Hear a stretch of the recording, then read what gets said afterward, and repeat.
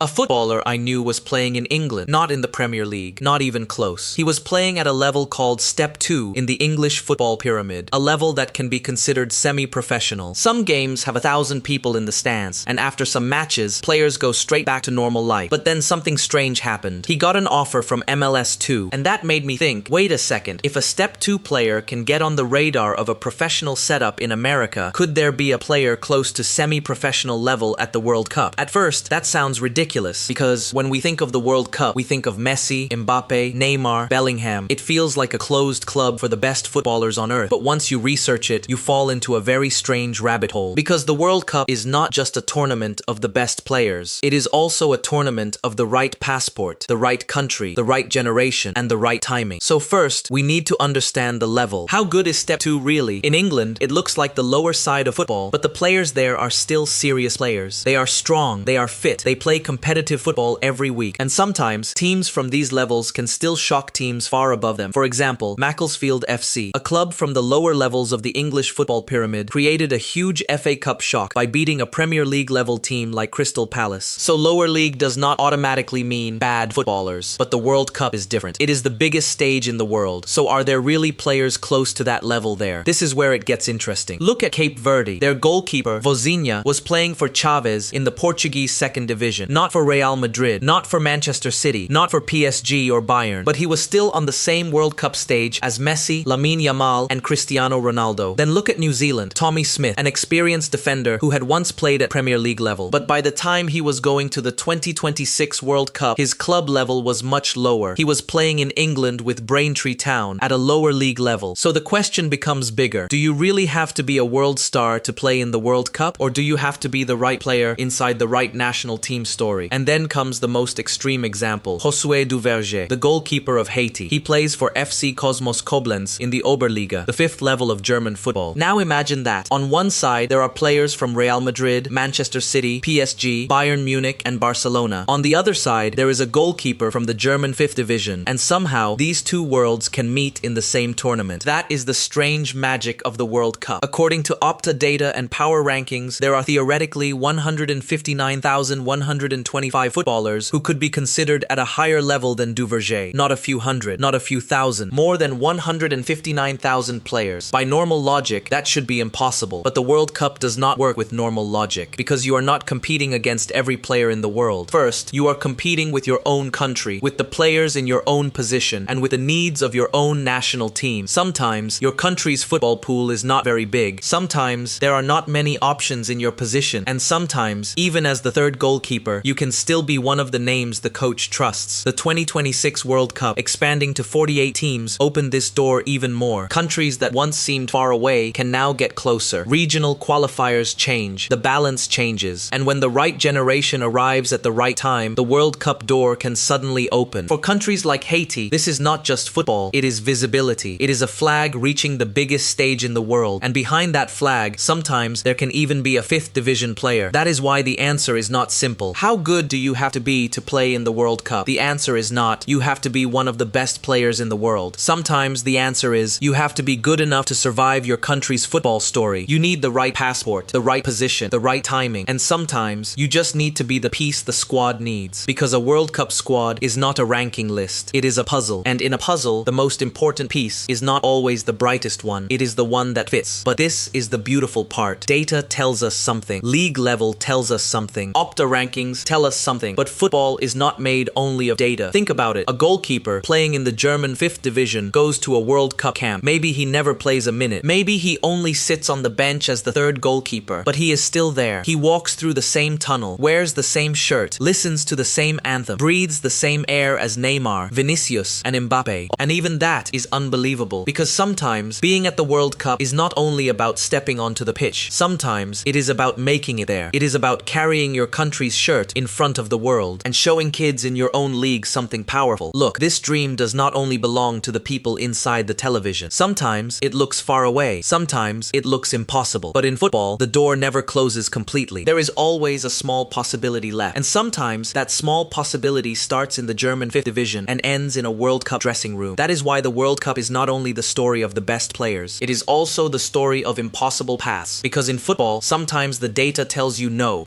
If you like this content, please subscribe. The next one will be even better.